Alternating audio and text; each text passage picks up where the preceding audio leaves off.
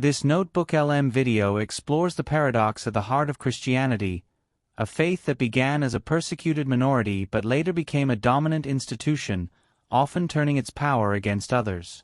Within a generation, Christianity transformed from outlawed sect to state religion, wielding imperial tools to suppress even fellow believers branded as heretics. Let's talk about one of the most incredible turnarounds in all of history. It's a story about how a group can go from being the oppressed to becoming the oppressor. We're diving into the story of Christianity, a faith that was literally born from suffering, and how it completely flipped its relationship with power. Just look at these numbers. For about its first 300 years, Christianity was the faith of the persecuted. Simple as that.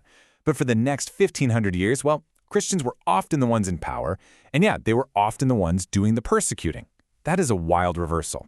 So the big question is, how on earth did that happen? Let's get into it. All right, so let's rewind all the way back to the beginning. You have to picture this small, pretty fragile movement starting out inside of Judaism, just trying to find its footing in the massive Roman Empire. For the first few hundred years, if you were a Christian, you were an outsider. And a lot of the time, that meant you were a target. Now, it's really important to get this right. It wasn't 3 straight centuries of nonstop terror. It was more like waves of persecution. It started out kind of small and local, under emperors like Nero, but then it started to grow. It got more organized, more systematic, until it just exploded into what's called the Great Persecution under Diocletian. That was, without a doubt, the most terrifying and severe period for the early church. So you might be wondering, why all the hostility? Well, for the Romans, it really boiled down to a few big problems. First off, Christians absolutely refused to worship the emperor. Now, for us, that sounds purely religious, but for them, it was like refusing to pledge allegiance. It was seen as treason. On top of that, you had these wild rumors flying around about their secret rituals, even accusations of cannibalism, and generally, they were just seen as a threat to public order. Unlike Judaism, which Rome kind of tolerated as an ancient tradition, this new faith had zero legal protection. It made them a really easy target. And then, right at that darkest moment, when it looked like the faith could actually be stamped out for good, everything changed. And it all comes down to one guy, the Emperor Constantine. Remember this year, 313 AD. This is it. This is the year the Roman Empire's war on Christianity officially comes to a screeching halt with the Edict of Milan. And just look how fast things move from there. It's dizzying. In 311, the persecution officially stops. Just 1 year later, Constantine has his famous vision of the cross. By 313, Christianity is totally legal. And then, get this, in less than a single lifetime, it goes from being an illegal cult to the official state religion of the entire Roman Empire. It's got to be one of the fastest political and cultural takeovers in all of history. And this is where this story takes that dark, paradoxical turn we talked about. Because with the full power of the state behind it, the tables didn't just turn, they were completely flipped upside down. The once persecuted were about to become the persecutors. It really is that simple. The moment the church and the Roman state basically fused into one, the whole game changed.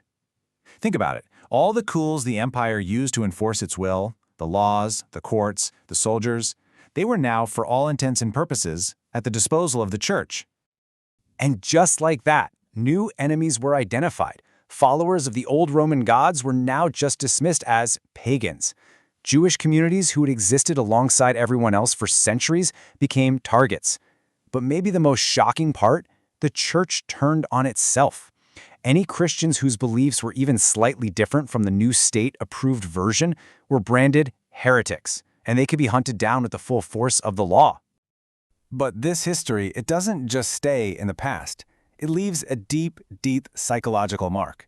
That original identity, the one forged in those first 300 years of real suffering, it created this powerful story, this narrative that actually helps explain a lot about the Christian worldview, even today.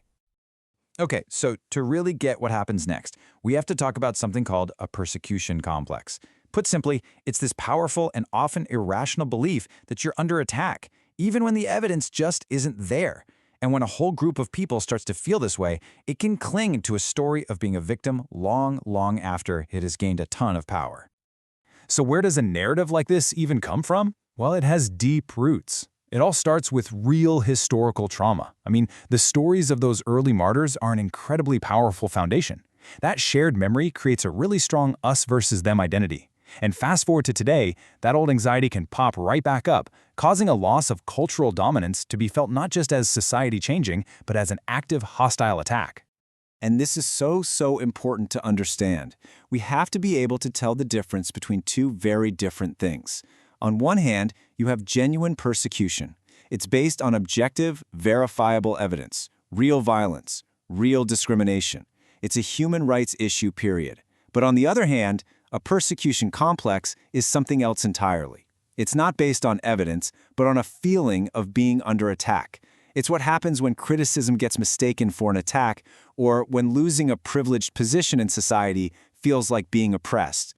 And all of this leaves us with one final, really crucial question. The memory of suffering is one of the most powerful forces in shaping who we are. But how does that memory, whether it's of being the victim or being the victor, actually influence how a group acts in the world today? It's a paradox that started 2,000 years ago, but it's one that continues to shape our world in ways we're still trying to figure out.